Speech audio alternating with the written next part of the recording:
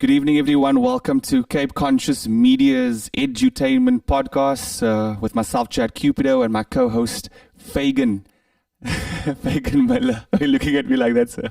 Yes, yeah. We have a very special guest today on our first podcast. It's episode 1. Her name is Hazel Friedman, and she's a multi-award-winning journalist. She currently works at the SABC, and she's a senior producer with special assignment on SABC 3. Welcome, Hazel. Thank you, Chad. It's great to be here. And Fagan. And Fagan. Yes, good evening. I was waiting to Chad. That's salty. Throw that salt. Salt there. My name also. Salt Bay. How could I have left you out, Fagan? I'm just there in the spookeny hook. But I'm good. I'll definitely add some value. Yeah. I'm glad to be here. This is going to be remember, edutainment. So let's keep it entertainment, very important. Absolutely. Yeah. So when I head straight into it, firstly, like, how's your day going? Like, it's very late. It's after 9. I'm sure you had a long, intense day. I think it's always good to check in just to see how we are before we start heading into questions and discussion. Fagan? No, definitely. The usual good day. I would say it was my usual brilliant self today at school. Obviously running the center for until 2:30, running home, dropping the kids, and then heading off to just mentoring a 12-year-old young little boy who's got a dream of being a footballer. Obviously letting him know that you need to know a footballer if you're going to want to be a footballer. But that was the day, and then getting home, eating some tomato breedy, very good this evening, very, very good this evening. Shout out for the tomato breedy. And then headed off, I got here on time. Yes. Which is very rare because nobody warned me about having 2 children. How was your day, Hazel? It's just so nice to hear that you've been mentoring a young boy who has ambition, aspirations, and can look to role models. My day did not go like that at all. I lost a close friend today to a stabbing, and it was one of those ridiculously opportunistic crimes that just obviously spiraled out of control. I don't think it was the intention of the criminals to actually kill him. They wanted his television set and they wanted his car. And they landed up stabbing him in a place where he literally bled to death. So from about 11:30 until about an hour ago, I've been a mess. So, Chad, thank you for lifting me up, because otherwise I would be tripping over my lower lip for the rest of the evening. So I literally just came from a wake, and hopefully when I go back, there'll still be the family there. Our deepest condolences for the loss. Really, our deepest condolences from myself too. And again, if you don't ask how someone's day is, I don't think you'll get to find out what the deeper meaning of the day is. I think this morning I get a little prayer from everybody always asks me, who's Mr. Duncan on your status figure? Who's Mr. Duncan? So Mr. Duncan sells fruit at the school I used to teach at. I actually, it was good that he sold fruit because everybody was drinking scores. You'll be happy to know I fought the score off the score. The energy drink. I was like hell-bent, like campaigning here against the score. My old Harold, Hazel Friedman there setting the score free. Eventually I won. Tuckshop lady wasn't too happy about it. But Mr. Duncan, he remained there. So back to Mr. Duncan, he always shares a little prayer with me in the morning, and he's Muslim. So it's usually the Muslim friends that will reach out to me and like, hey, do you know this prayer you're sharing is from the Quran? I'm like, yeah, but I shared, I put there hashtag Mr. Duncan, Agent for Change. But yeah, this morning's prayer was not letting anybody get in your way not letting anybody's words get in your way. And I think just for today, it's yourself having Chad come at that time and just saying, you've been through a terrible day, but we had to provide light. And that's important. I think that's the purpose. That's And- what the Edutainment Podcast is about, just a bit of Thanks. light. And that's also why we asked to check in, because we don't know what goes on. And then we come to a platform like this where the title of the podcast is Edutainment, and we want to talk about education and talk about entertainment, but life happens. And I think it's always very important in any situation to always check in, and it's also good for the listener to understand that if you lost someone dear to you today, it's a real thing, you know. Yeah. But our condolences again, Hazel. And look, transparency is important, and that's what they don't get. And I think just going back to what do you do? Journalism. Your title, as they say, that you have to walk around with. Or others say you carry your cross daily. You have to carry your journalism cross daily. You don't run away from it. More like a gorilla on my back. Oh, do you remember the old school ad? The what was it? Was it when the gorilla got bigger, man?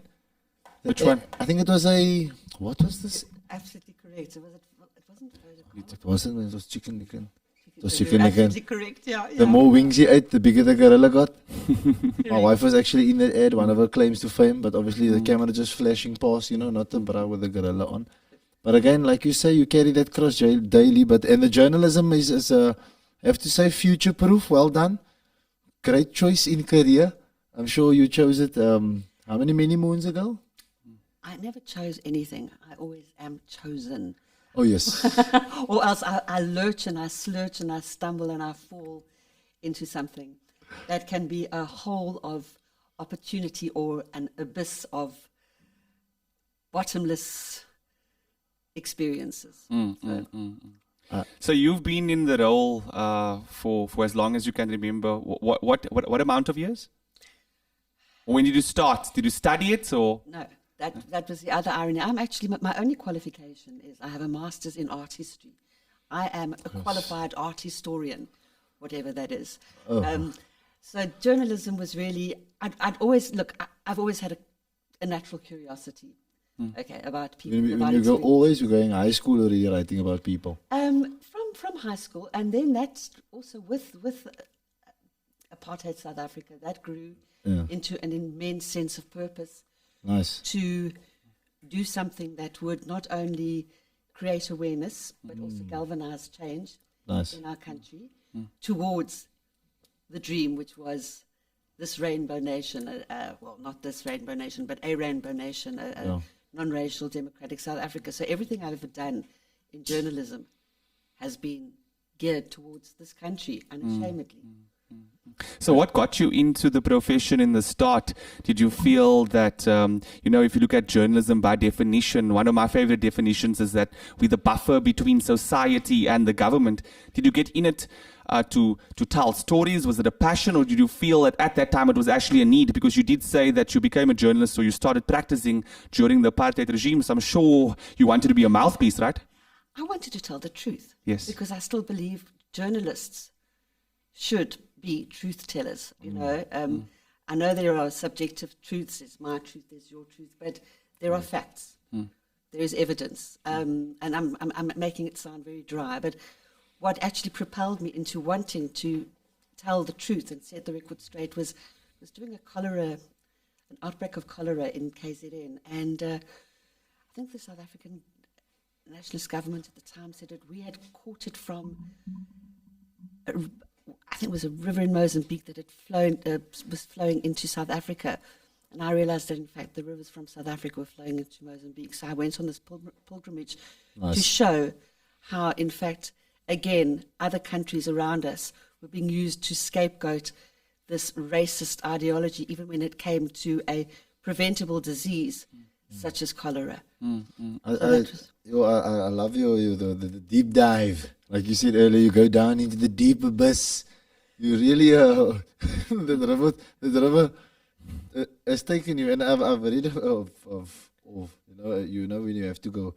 He told me that you're gonna have Hazel Friedman on the show, so I need to go Google now and find articles and things. So like, can you get a bit deep, eh? I'm often more broad than deep. That's another thing.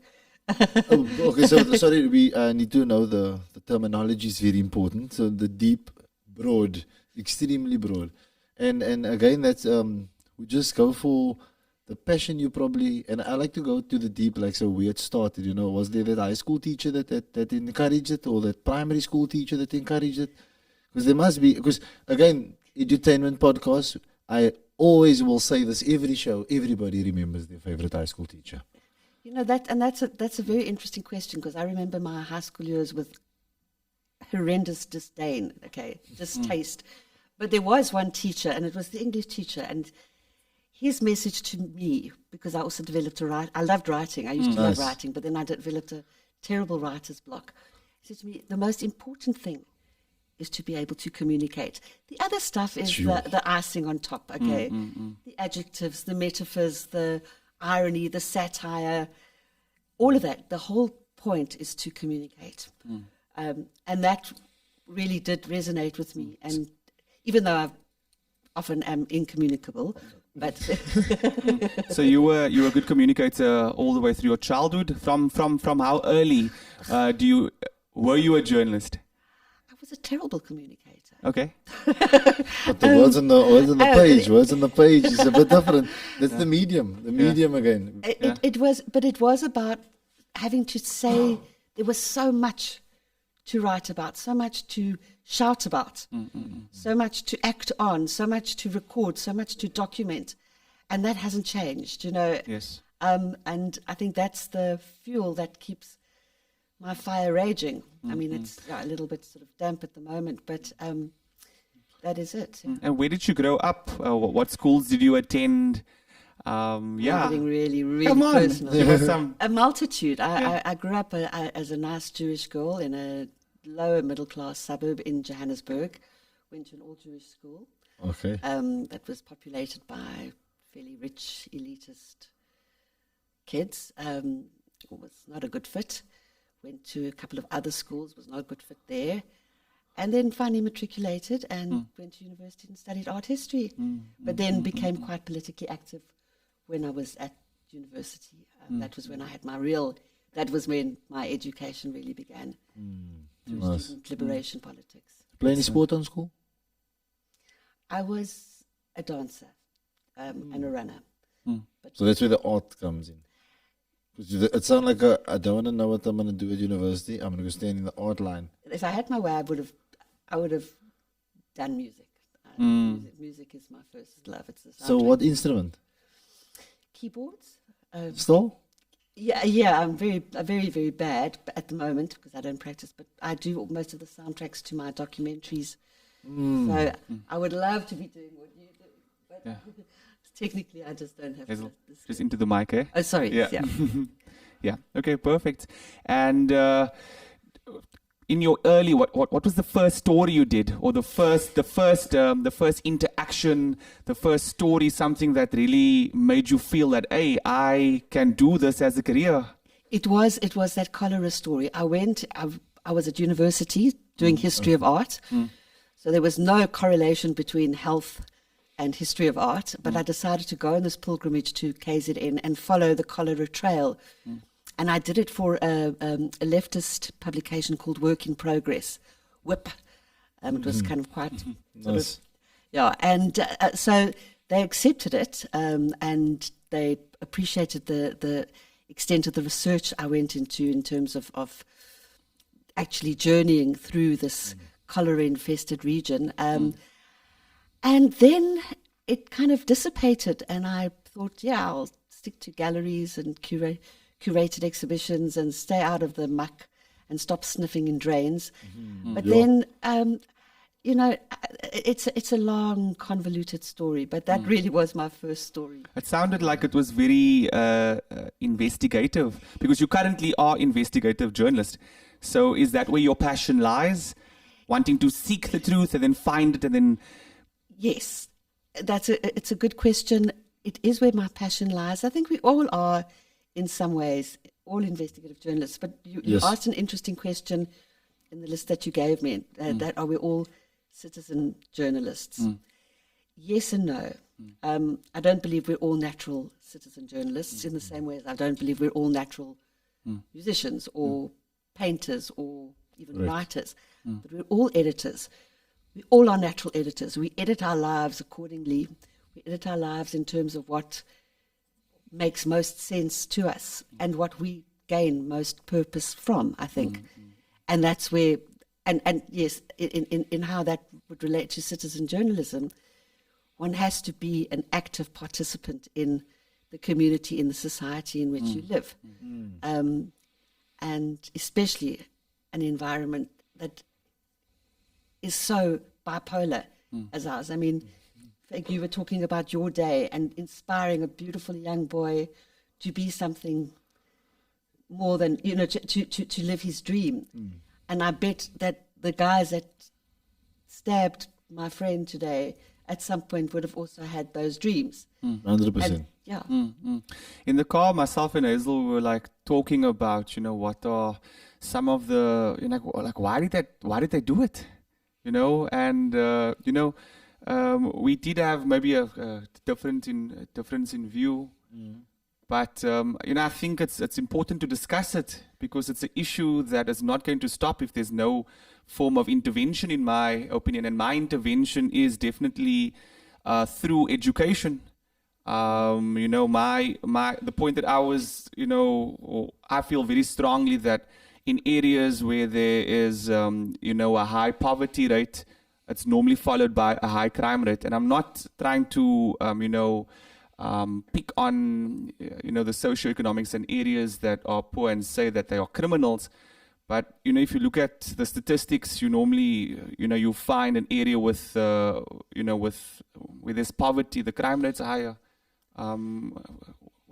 Yes. But you said something very interesting in the previous interview, and that was also you said the lack of a sense of, maybe tradition is too much of a superficial word, but the lack of a sense of who I am and where I come from. That sense of dispossession, and that's why, for me, to equate poverty and crime becomes a little bit simplistic. But that lack of a sense of legacy, of heritage, whatever that heritage is one of the greatest triggers towards a sense of losing oneself and becoming lost in a cycle of criminality.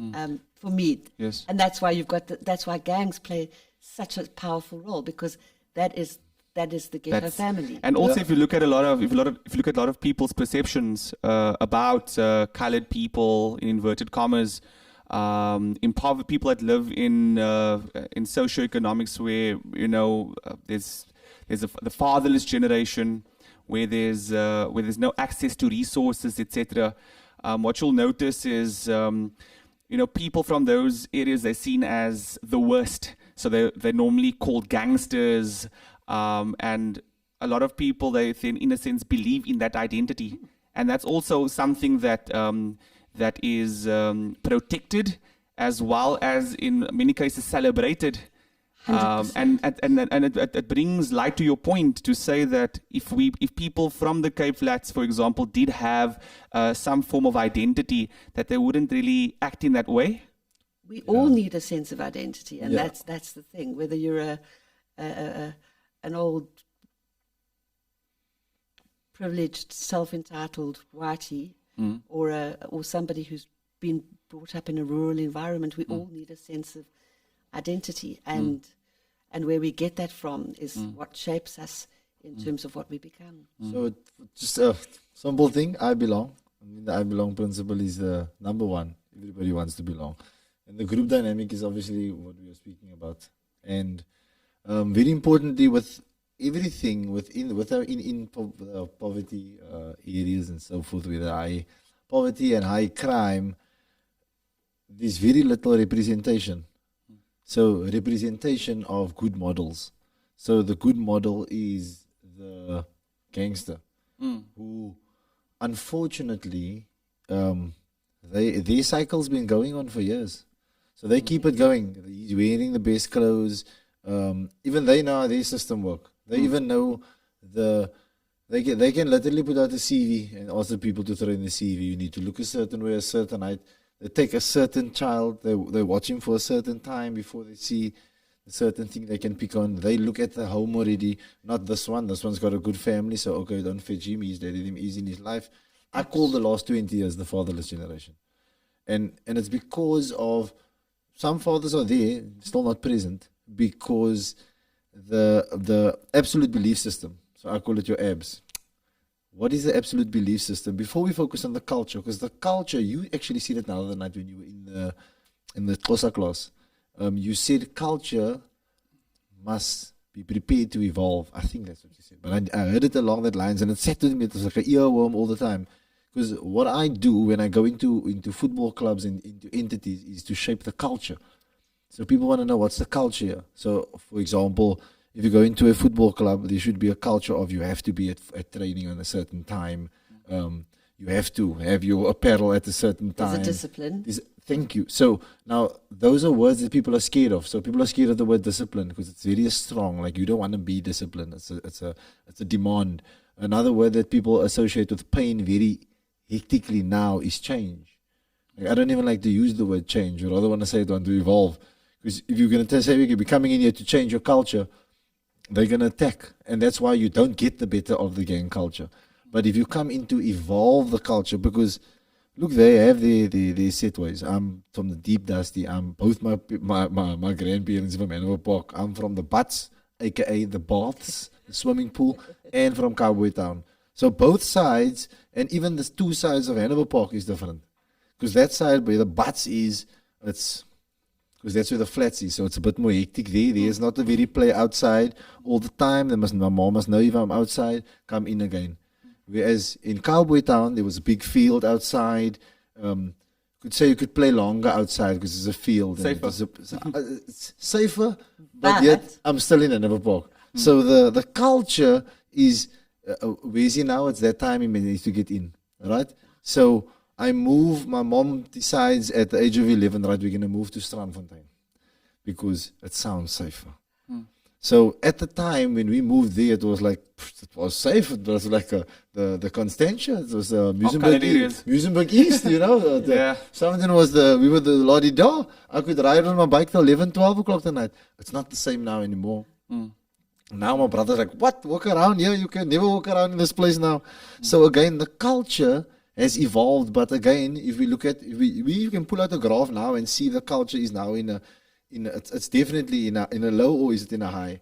Because culture also does that through the time. But now we find the lack of support, and for my word is representation.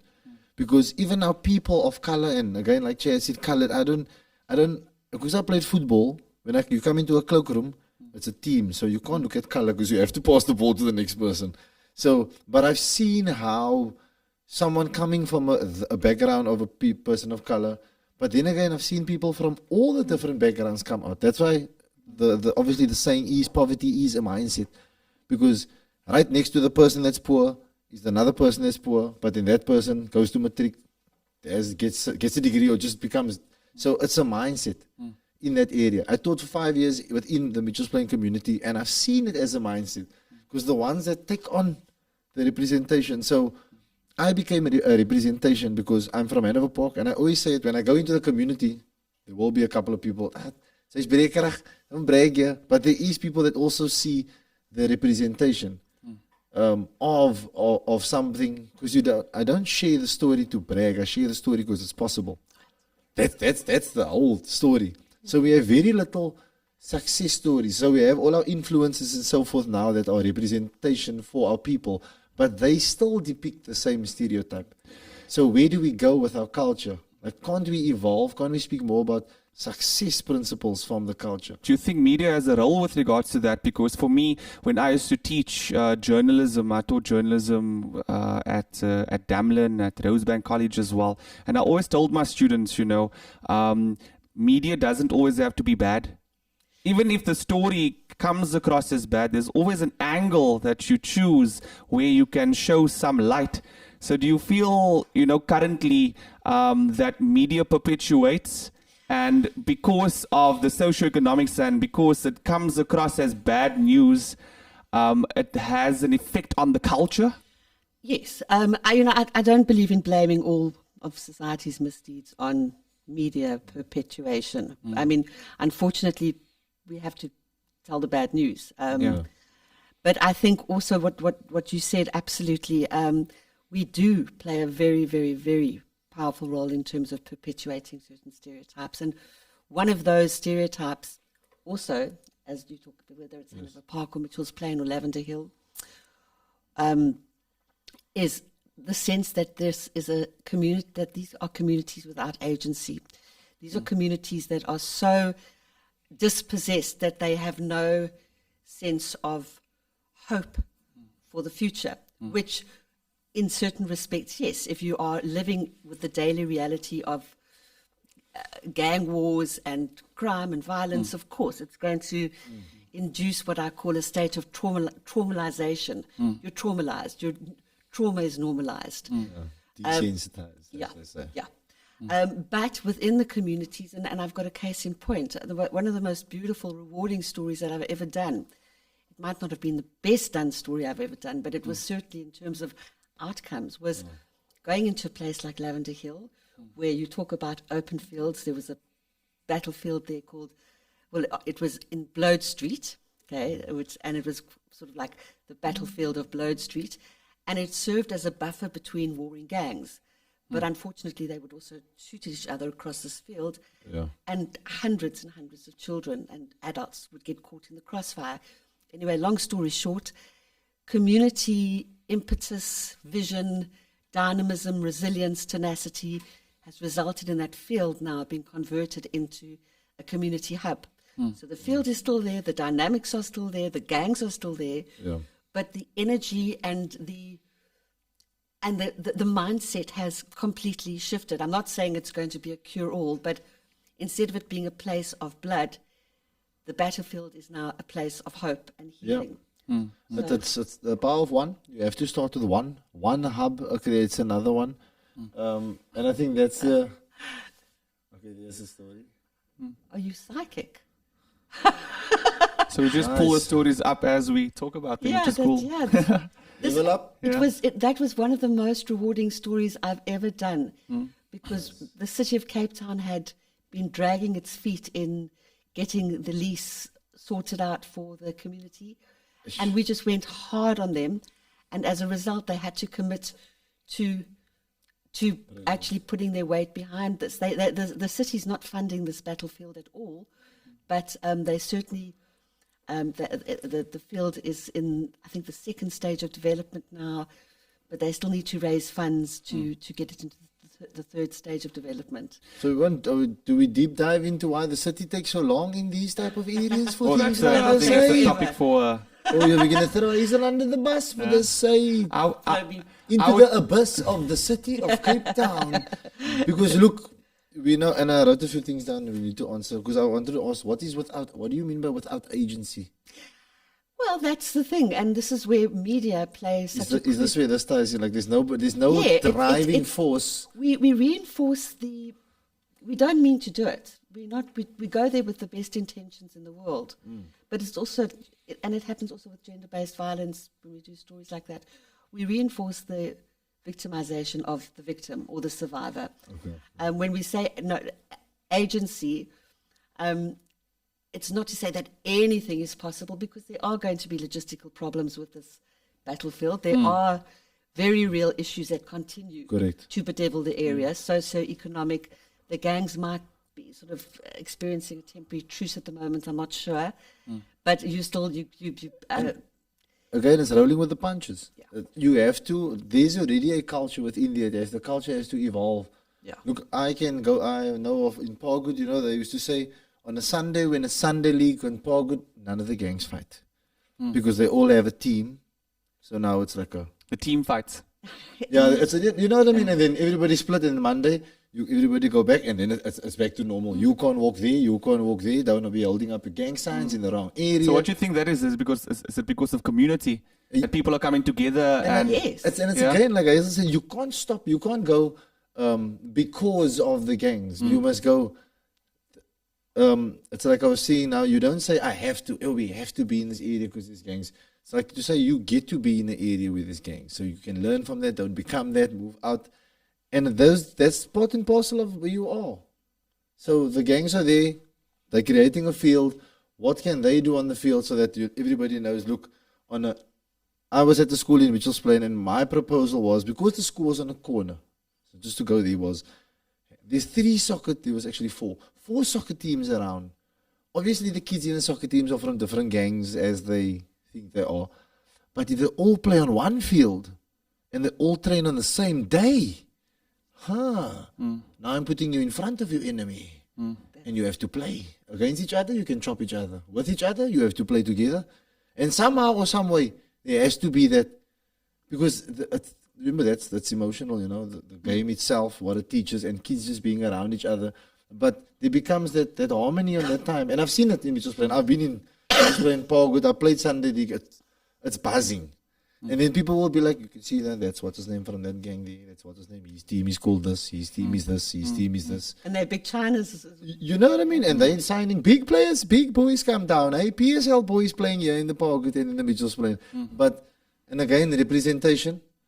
Look what the community represents.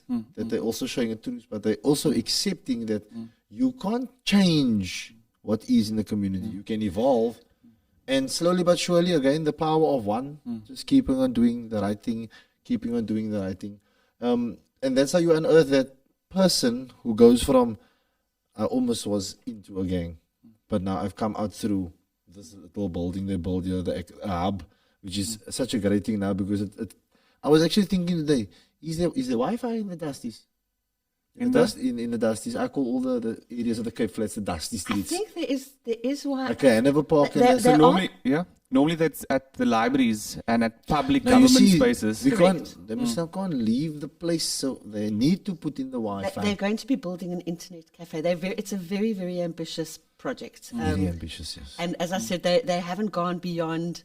I need to go back there to see whether they've had the containers delivered, for example. Nice. Because as well as fencing off the area and sort of fixing up the soccer and netball pitch as a multi-purpose sports field, they need to get the actual structures up and going. But an internet cafe, as well as a storeroom for sporting equipment and all sorts of other activities, is definitely on the card. So I don't know in terms of connectivity at the moment, but that definitely is on the card. That's what I think that's the main thing that's needed now, getting everybody ticked up, getting people in the community, getting these and the pop-up festivals. The politics of it, because everybody wants a slice of a very small pie, understandably. With regards to education and journalism and tech, how could that be a tool? Because as you said, before 10, 15 years ago, 20 years ago, it wasn't possible to publish an article. But now someone has a camera, they can take a picture, they can write a story, and they can release it through social media. So how important do you think, number one, media is, and also should people be encouraged to tell stories? Let me answer the last part first. Yes, absolutely. Definitely be encouraged to tell stories, and technology has facilitated the ability, the means, the medium by which to tell those stories, whether it's through social media. But it's a double-headed beast because, as I said, there's still one underlying principle that should inform all journalism. And we're not talking about fiction, we're not talking about even satire, what informs satire is an underlying truth. We spoke about it even Noah. And this is where it becomes, the landscape of journalism has changed so irrevocably because of social media, because of the ease with which people have access to those tools that are there to inform, but are equally there to disinform. And what has happened with journalists now, whereas before, when I started out, we had traditional beats. We had crime, we had health, we had whatever, with education. Now, there are entire departments, divisions in media houses dedicated to deconstructing disinformation. Do you think the entertainment beat has taken over? Because if you look at a lot of podcasts, a lot of stories, a lot of the media, the most searched content on social media is cats. You know, so do you think that because media is so freely available that it's become very entertainment based and not informational and educational based? I think it's become horribly narcissistic. You know, I think it's not the self anymore; it's the selfie. Okay, wow. Yeah, No. it's That's not. the one. it's not spreading the influence. It's the influencer. Okay. And I think it's very much it's so concentrated on a me kind of putting myself not out there, but putting myself in sort of almost using sort of, how can I put it? Putting out a Botoxed version of myself. And that is a huge danger. There's that, and then of course there is the very real threat of how dangerous disinformation can be. And without some kind of regularization or regulation or some means of fact checking, this world would be even crazier than it is, and it's pretty crazy at the moment. Do you think the fact checking is important, or do you think it's important that people are informed and educated enough to understand and be able to see through the bullshit? Both. You know, because one of the issues we had during COVID, that a lot of people, including journalists, that they weren't happy about is, with the whole Facebook thing where a lot of information was hidden or taken off because it was seen as disinformation. For example, when during the pandemic, I tried to share information that I felt was opposing to what the World Health Organization put out there. And this wasn't information that I shared. This was information that doctors and psychologists and professionals shared. And a lot of people, including Facebook, they took my post off and they said you're spreading disinformation. So I think we also have to be very careful because it could be disinformation to us, but... Man's on the Zuckerberg list. Yeah.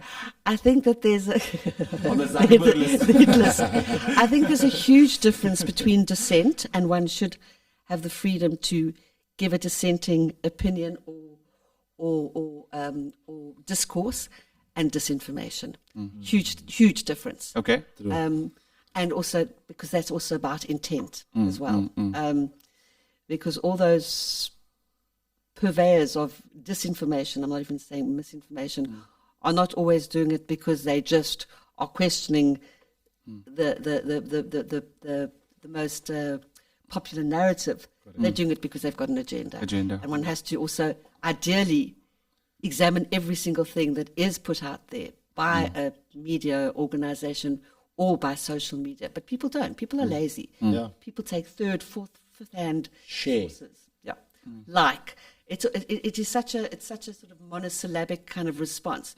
You either like or you unlike, or it's an emoji-driven world, and that is not what I believe true journalism. Do you know what makes podcasting so beautiful, and why I think it's a big medium? You gave me the clear definition now.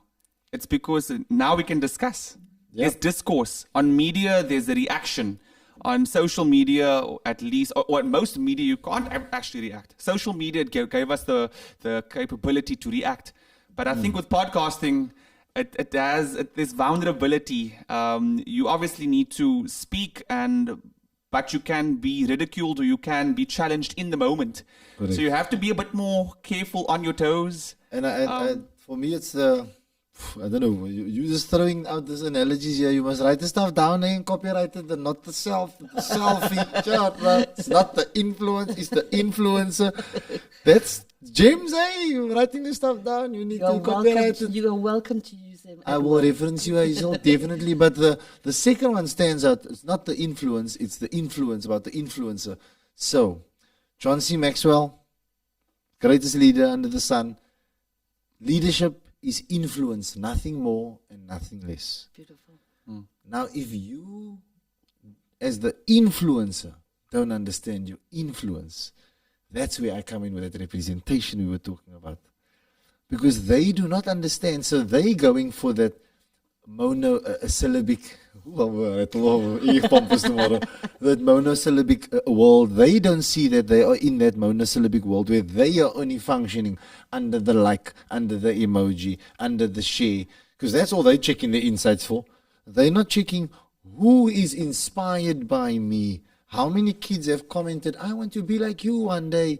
What do you do for a living? Can you actually come share a story about, right, this is how you should use your camera. This is how I became an influencer. So that for me, that's the power again, like you were saying. And you mentioned that's the power of it. And with I just want to touch on the fact checking also, people are lazy. People go for the influencer immediately. So, what do you buy with? People buy with the emotion. Now people buy with their eyes. Yeah, So they buy, it's about the optics. And when you buy with your eyes, you buy the lifestyle. You don't buy into the life, you buy into the lifestyle. You don't buy into the self-worth, you buy into the net worth. Exactly, well put. So with regards to the podcasting format as well, something that I like about it as well is that you need to not just educate, but there is a certain level of, there is entertainment because it's someone and we're talking, but the entertainment is not the most important thing. It's not just to catch the eye, that there needs to be some substance. And do you think that the reason why podcasting is so popular these days is because of the information that it gives and the discourse? Is media heading into that direction? I think I think it's a very positive direction. I think there's a lot more freedom, and one doesn't have to go through the formal strictures of a sort of a mainstream media platform in order to be heard.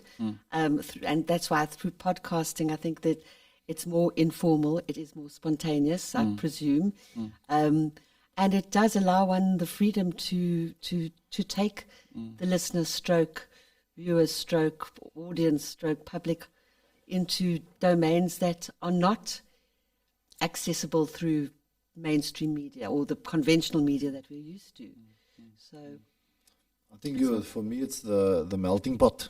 The podcast has become the melting pot, where everything has become streamlined. Like I know radio, if you were listening to the lady at the radio conference, I'm like, okay, so it's obviously, I know everything's psychological, certain ads play at certain times and but to hear it, like, she was hitting with you got to play it at this time because people's in the traffic and the blah, blah, blah, blah, blah, blah. So for me, it's like, okay, this is a bit very structured. So if I want to come in here with the kids, right? So shout out to Cape Conscious Media. Saturday, the Blast podcast was shot. So the kids were sitting here, and they were so natural. But I can't take them to radio because when can they be on radio? and also radio is dependent on advertisers. And they're going to say the kids is too young, and they're going to say the kids go on because they still need to go for training. And myself and Nantal, like he messaged me as soon as I got in, there was a message from Nantal, like, I'm going to learn so much from this experience. Because who better to learn from? And we literally gave them 8 minutes. They went, gave them some tips, be mindful of speaking, the question, boop, boop, boop, boop, boop. And they let it run. They're speaking for 45 minutes. They were like us. They nailed it. And afterwards, we were like, you even asked, like, did you prepare? I'm like, no, they just went. They were like, okay, let's go back to the market day. Let's go back to talk about this. Then they go on a tangent. Then they come back. And when they rewatched it, now this is the gem. When they rewatched it, there was a moment of, look, and the others are laughing. But then there's a moment of, they're just listening. And then I was like, there we go. That's what they were talking about. The others saw them. And that's where that fact check, that realness of podcasting. We can't teach that. I'm looking at them and I'm looking at their body and their demeanor and they're comfortable and their hands and they just world class. Like they've been sitting here forever. So are we gonna wait till he leaves school?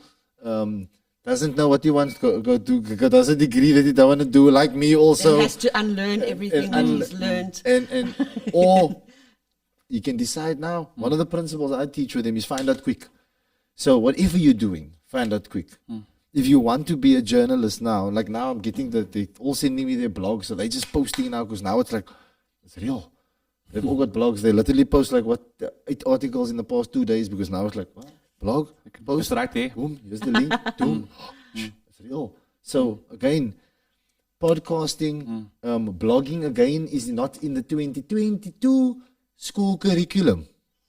In 2000, 2 years ago, I was teaching journalism and we were using a 2016 textbook. We were teaching them radio as one of the main mediums, and the other one was newspaper writing or news writing. And I asked them, my first question was, when last did you buy a newspaper? None of them could even answer me. And the second question was, do you guys listen to the radio? What your favorite radio station was? They had to suck it out of their thumb. And I said, so I'm Chad and I'm going to be your journalism lecturer. And I actually had to split my time. I had to ensure that they passed the exam by teaching them that content. But at the same time, I had to introduce them to, I had to introduce them to Canva. I had to introduce them to, podcasting. I had to give them To new media. Shout out to still no email in the syllabus. Yeah. So the last question, Hazel, before we wrap up, where is media heading? What is the future, and what do we need to do as educators and journalists that have been in the field for years to ensure that the profession and that media moves in the right direction? I think that now more than ever, and I'm sure it also sounds like a cliche, journalism is needed more than ever. And when I say true journalism, I'm not saying true journalism in terms of kind of mainstream epithets, but I'm saying the desire to investigate, the desire to probe, the desire to tell stories, the desire to make a difference. All those principles that propel us into journalism in the first place are more imperative than ever, because we're living in a world where we are in the middle of, and I don't want to quote Alex Jones because I hate him, but we're in the middle of love-hate. I can see love-hate because you're quoting him. We are in the middle of info wars, and it is imperative. It's imperative for not only our generation but for future generations. We've got a planet that is worth saving, that is worth changing, that is worth sustaining. And if we don't act not in blind, passive consensus, but in a way that really, really constructively galvanizes people to be more aware, to take action, to be citizen activists, then we are lost. Hazel Friedman, thank you so much for joining the Cape Conscious Media Edutainment Podcast. It's been lovely. Thanks. It's been great. Thank you, Chad. Thank you, Fagan. Beautiful. And thank you to the co-host, Fagan. It was our first one. We are going to learn a lot from this and ensure that we continue to invite inspirational people so we can change the media landscape, the educational landscape, and create a platform where people can talk, share, and experience. Thank you.